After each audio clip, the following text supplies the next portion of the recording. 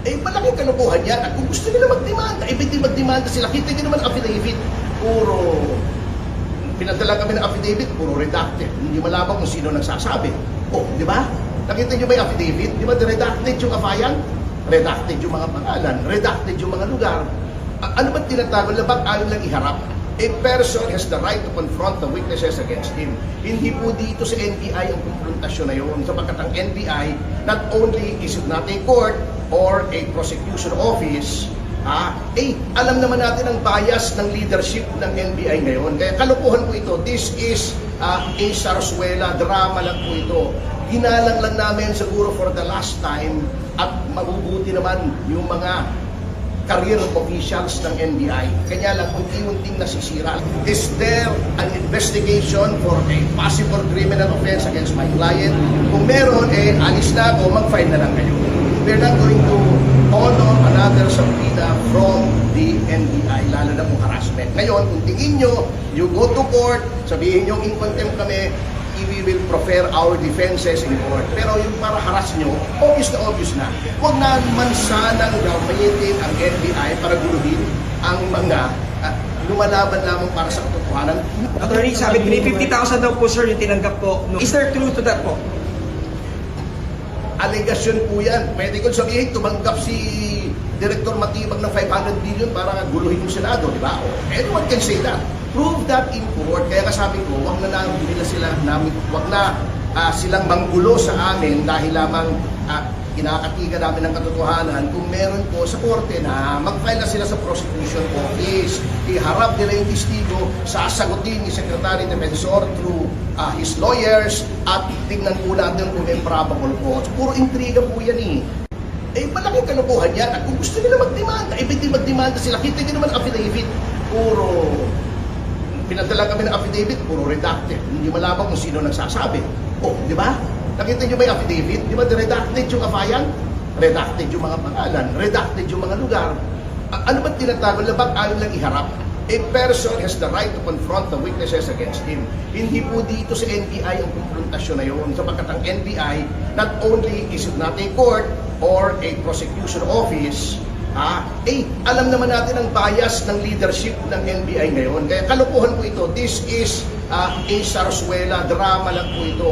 Ginalang lang namin siguro for the last time at mabubuti naman yung mga career officials ng NBI. Kanya lang, unti-unting nasisira. Is there an investigation for a possible criminal offense against my client? Kung meron, alis na ako, mag-file na lang kayo.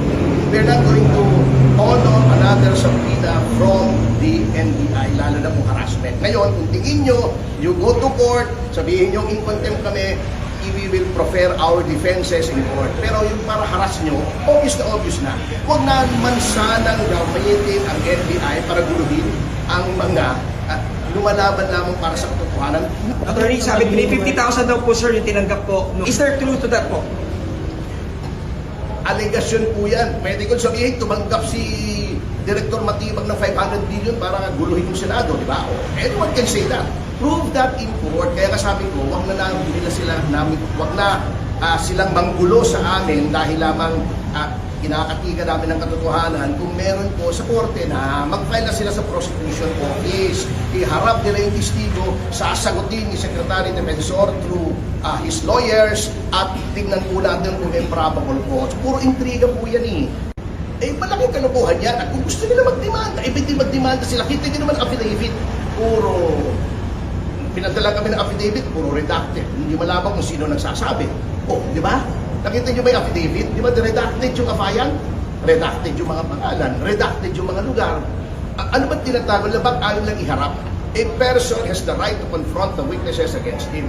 Hindi po dito sa NBI ang konfrontasyon na yun. Sapagkat ang NBI, not only is it not a court or a prosecution office, alam naman natin ang bias ng leadership ng NBI ngayon. Kaya kalokohan po ito. This is a sarsuela, drama lang po ito.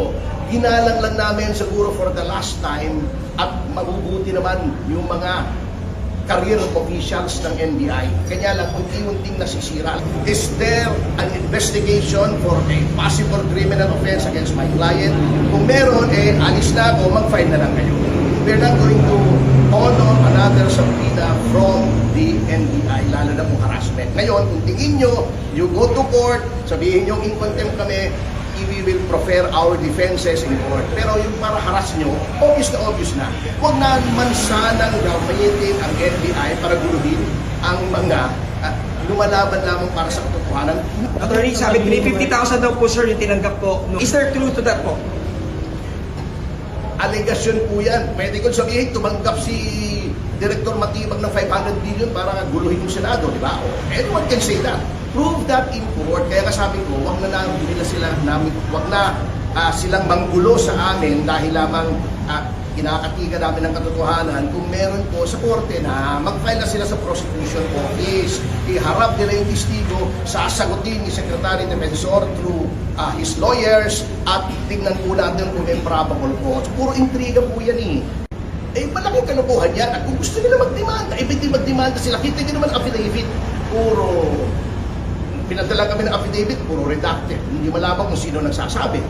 Di ba? Nakita nyo ba yung affidavit? Di ba redacted yung afayan? Redacted yung mga pangalan, redacted yung mga lugar. Ano ba tinatago? Labag ayaw lang iharap. A person has the right to confront the witnesses against him. Hindi po dito sa NBI ang konfrontasyon na yun. Sapagkat ang NBI, not only is it not a court or a prosecution office, alam naman natin ang bias ng leadership ng NBI ngayon. Kaya kalukuhan po ito. This is a sarsuela, drama lang po ito.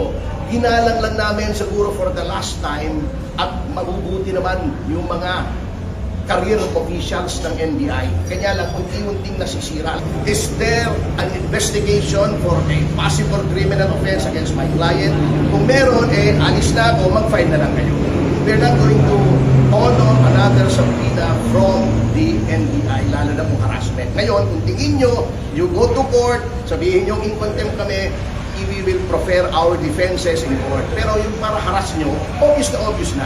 Huwag na naman sanang gamitin ang NBI para guluhin ang mga lumalaban lamang para sa katotohanan. Attorney, sabi 350,000 daw po sir yung tinanggap po. Is there truth to that po? Alegasyon po yan. Pwede ko sabihin, tumanggap si Director Matibag ng 500 billion para guluhin yung Senado, di ba? Anyone can say that. Prove that in court. Kaya kasabi ko, wag na silang manggulo sa amin dahil lamang kinakatigan namin ng katotohanan kung meron po sa korte na mag-file na sila sa prosecution office. Iharap nila yung testigo, sasagutin ni Secretary Defensor through his lawyers at tingnan po natin kung may probable cause. Puro intriga po yan